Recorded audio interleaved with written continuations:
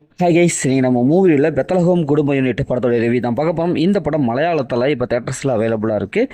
மறக்காம check out பண்ணி பாருங்க. இது ஒரு ரொமான்டிக் ஃபீல் குட் மூவியாக வெளிவந்திருக்கு. இப்போ இந்த படத்தோடைய கதையை பார்த்துடலாம்.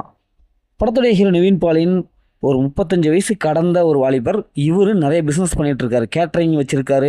ஊருக்குள்ளார ஒரு நல்ல ஒரு மதிப்பு, ஊருக்குள்ளார நிறைய உதவி செய்கிறதா ஒரு பெரிய மனுஷராக இருக்கார். ஆனால் அவர் கல்யாணம் ஆகலை. இது காரணம் என்னென்னா, இவருடைய சின்ன வயசுலேயே, இவருடைய அந்த வாலிப வயசுலேயே ஒரு காதலை கடந்திருப்பார். லவ் பிரேக்கப் ஆகிருக்கும். அதுலேருந்து இவர் எந்த பொண்ணை பார்த்தாலும் பிடிக்காது.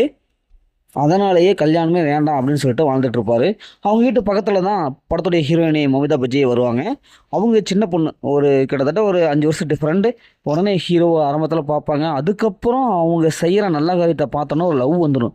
இவங்க இந்த சின்ன ஷார்ட் ஃபிலிம்லாம் எடுத்துகிட்டு இருப்பாங்க. அதுக்கப்புறம் ஹீரோ மேலே ஒரு லவ் வரும். ஆனால் ஹீரோவோ லவ் வேண்டான் இருப்பார். இப்போ இறுதியில் இவங்க எப்படி ஒன்று சேர்றாங்க, இவங்க லைஃப்பில் என்னவெல்லாம் பிரச்சனை ஏற்படுது, அதை எப்படி சமாளிக்கிறாங்க, இறுதியில் என்னாச்சு அப்படிங்கிறதான் அந்த படத்தோடைய கதை. இந்த படத்துடைய பாஸ்டின் பார்த்தாவே நிவின் பாலி அவங்களுடைய ஆக்டிங் பர்ஃபார்மன்ஸ் நல்லாவே இருக்குது. காமெடி நல்லா சொல்லியிருக்காங்க. காமெடி நல்லா ஒர்க் அவுட்டாக இருக்குது. ஃபஸ்ட் ஹாஃப்லேருந்து காமெடி நல்லா கொடுத்துருக்காங்க. அதுக்கப்புறம் செகண்ட் ஹாஃப் ஓரளவுக்கு சீரியஸாக போகுது. ஹீரோயினுடைய கெமிஸ்ட்ரி நல்லா ஒர்க் அவுட்டாக இருக்குது. நிவின் பாலி அவங்களுடைய அந்த ஆக்டிங் பர்ஃபார்மன்ஸ் நல்லாவே இருக்குது. ஒரு காமெடியான கலகலப்பாக வராரு. அதுக்கப்புறமும் நல்லாவே இருக்குது. படத்துடைய பிஜிஎம் பொறுத்தவரை நல்லாவே இருக்குது. அதேமாதிரி சினிமாட்டோகிராஃபி சூப்பரான ஒரு ஒளிப்பதிவாக கொடுத்துருக்காங்க. படத்தை நடிச்ச எல்லாமே சூப்பராக பர்ஃபார்ம் பண்ணியிருக்காங்க. இந்த படத்துடைய மைனஸ்னு பார்த்தா செகண்ட் ஹாஃப் அந்தளவுக்கு இல்லைங்க. பார்த்து பழக்கப்பட்டு ரொம்ப ஸ்லோவாக போகுது. ஸ்க்ரீன் பிளே வந்து ரொம்ப ஸ்லோவாக போகுது. பொறுமையை சோதிக்கிறாங்க. அது கிளைமேக்ஸ் அதே மாதிரி தான். ஏன்னா இது மாதிரியான ஃபீல் குட் படமாக நிறைய படம் பார்த்துருப்போம். அதோட ரெஃப்ளெக்ஷன் தான் செகண்ட் ஹாஃபில் இருக்குது. இன்னும் கொஞ்சம் ட்விஸ்ட் கொஞ்சம் ஸ்பீடாக போய் தான் நல்லாவே இருக்கும். இது வந்து பயங்கரமாக ஒரு ஃபீல் குட்டாக வரும்னு நினச்சேன். ஆனால் ஒரு சில இடங்களில் கனெக்ட் ஆகவே இல்லை.